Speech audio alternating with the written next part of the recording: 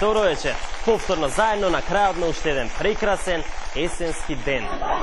Ајде уште малку ќе ни дојде и зимата, па со неј снегот, скијање, санкање, Дедо Мраз, Нова година, Божик. Това и чекам да ви кажам право. Додека чекаме зимата, дај да видиме што имаме денес на дневен ред. Господине Петров, повелете. Лажно обвинувајќи на нас, всушност се обидуваат да ги скријат своите вистински намери. Предлагам да го погледнеме видеото.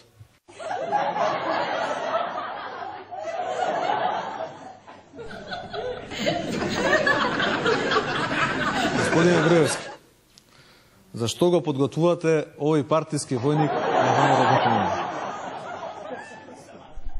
Да, господине Груевски, зашто го подготвувате овој партиски војник? И уште поважното прашање. Господине Груевски, од кога тоа се маскирате како жена? Да, срамота, премиере. На вистина е срамота вака подмолно да действувате. Сте се маскирали како постара жена, па подготвувате партиски војници да кршат штабови на СДСМ. Или може би ова е вашиот вистински лик, ако ga излегувате во јавноста, се маскирате во 40 годишен маж. А почитувани гледачи, мислам дека СДСМ што туку ни го откри вистинскиот лик на Груевски. Што туку откривме дека Груевски е всушност жена. Добро ве се зезам за ова, господине Петров, ве молам другиот пат гледајте малку повнимателно. Човеков не го подготвува Груевски, туку некоја жена. А иначе да, се гледа дека е птен опасен. Браво, СДСМ, браво. Цела среќа што го откривте навреме. Мислам дека со ова ќе го спасите целиот изборен процес, а истовремено ќе му нанесете и многу голема штета на ВМРО. Да, сигурно. Туку дајте дека сме на тема СДСМ, да ви пуштаме и уште еден интересен момент од прославата на 20-тиот роден ден на партијата. Председател на партијата Црвенковски зборува за опсенатоста на премиерот Груевски со неговиот лик и дело. Премиер, народот чека решение од него, а тој ќе го спасува од мене.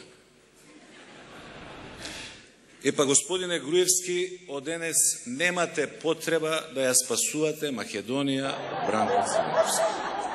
Јас нема да бидам дел од идната власт во оваа земја.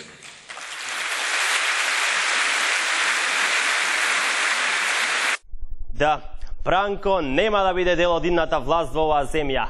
Се разбира доколку СДСМ победи на изборите. И тоа беше интересно и неочекувано, ама мене уште поинтересна ми е реакцијата на присутните на неговите сопартијци и нивниот аплауз. Јас нема да бидам дел од идната власт. И веднаш тука аплаузи кod демек шуќур ти текна да си заминеш. Црвенковски, да ви кажам право, јас не би бил среќен да сум на ваше место и да добијам олку бурна реакција на една ваква објава. Па макар и таа да доаѓа после обраќање кон Груевски. Ама се разбира, јас сум секогаш тука за вас да направам да се чувствувате подобро. Еве повторно вашата изјава, ама овој пат со измонтирана реакција каква што секој лидер би посакувал кога објавува повлекување од било какви функции во евентуалната идна власт. Јас нема да бидам дел од идната власт во оваа земја.